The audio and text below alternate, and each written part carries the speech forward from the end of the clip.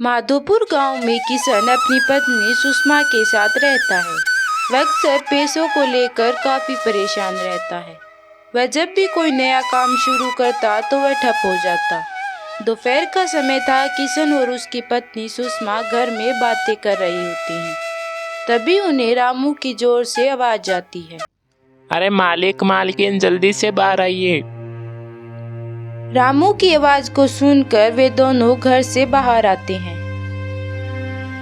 अरे रामू, इतनी जोर से क्यों चिल्ला रहे हो? क्या तुम्हें जोर से चिल्लाने की आदत पड़ गई है? मालिक बात ही कुछ ऐसी है कि आपकी भी चीख निकल जाएगी। ऐसी क्या बात हो गई? तुम तो ऐसे घबराए हुए हो जैसे कोई बड़ी अनहोनी हो गई हो। हाँ मालिक, बड़ी क्या बहुत बड़ी अनहोनी हो गई है। पूरे गोदाम में पानी भर गया है और सारा अनाज पानी में बह गया है। क्या रामू, कहीं तुम मजाक तो नहीं कर रहे हो? मैंने यह गोदाम अभी सरपंच जी से जमीन लेकर बनाया था, वो पानी से कैसे भर सकता है? नहीं मालिक, मैं कोई मजाक नहीं कर रहा हूँ। हमने जो सरपंच जी से जमीन ली थी वह ढाल वाली जगह होने के कारण गांव के तालाब का सारा पानी उसमें भर गया है। जी मैंने तो पहले ही कहा था कि उस सरपंच की बात मत मानिए। उसे तो पता था कि उस जमीन पर पानी कभी भी भर सकता है, इसलिए उसने आपको इतने सस्ते में वह जमीन बेची। अरे सुषमा, ये क्या हो गया? इससे हम तो सड़क पर आ जाएंगे। मैंने उस गोदाम के लिए कितने पैसे उधार लिए थे, अब मैं उन पैसों को कैसे चुकाऊंगा? जी ये सब आपकी वजह से हुआ है। ना आप बिना सोचे समझे वह जमीन लेते, ना यह सब हमारे साथ होता। किशन की एक और बेवकूफ़ी के कारण उसका नया काम भी ठप हो जाता है। अब वह पूरी तरह से कर्जे में डूब गया था।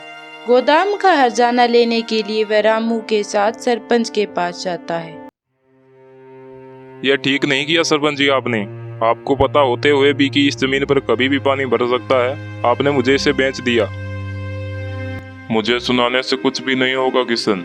शायद तुम भूल रहे हो कि यह जमीन मैंने तुम्हें जानबूझकर नहीं दी। तुम खुद मेरे पास आए थे कि तुम्हें गोदाम के लिए जमीन चाहिए, पर जमीन देते समय आपने मुझे बताया नहीं कि इस जमीन पर कभी भी पानी भर सकता है। अगर आपने मुझे यह बता दिया होता तो मैं ये जमीन कभी भी नहीं खरीदता। यह तुम्हारी बेवकूफ़ी है किशन।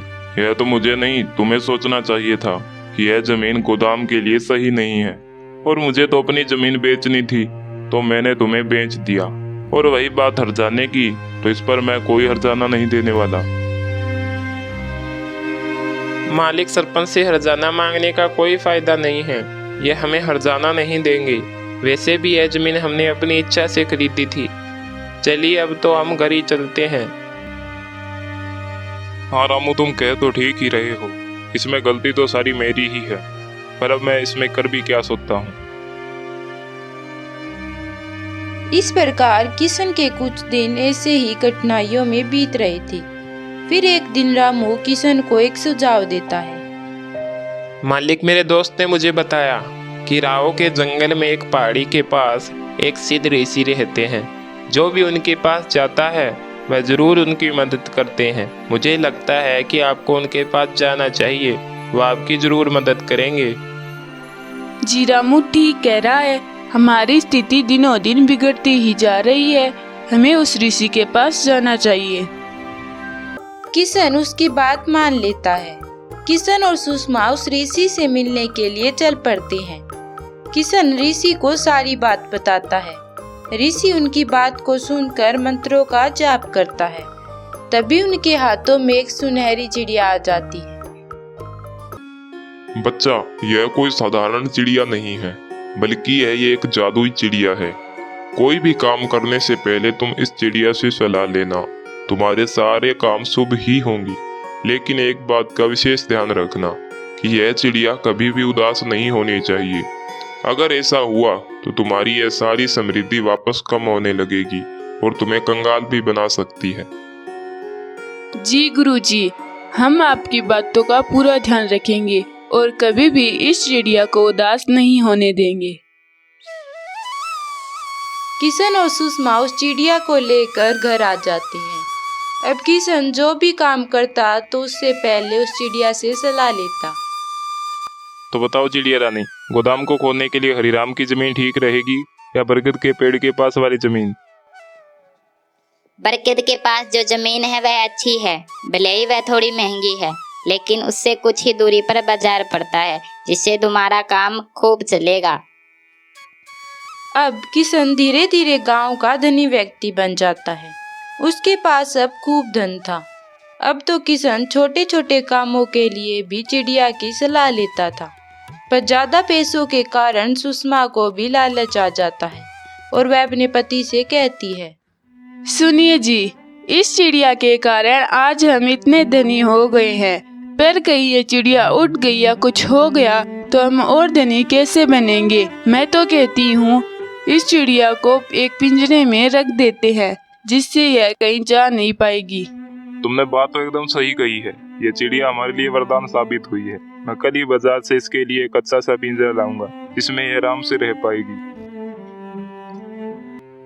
वह उस चिड़िया को एक पिंजरे में बंद कर देता है, पर पिंजरे में बंद होते ही वह दाना पानी बंद कर देती है।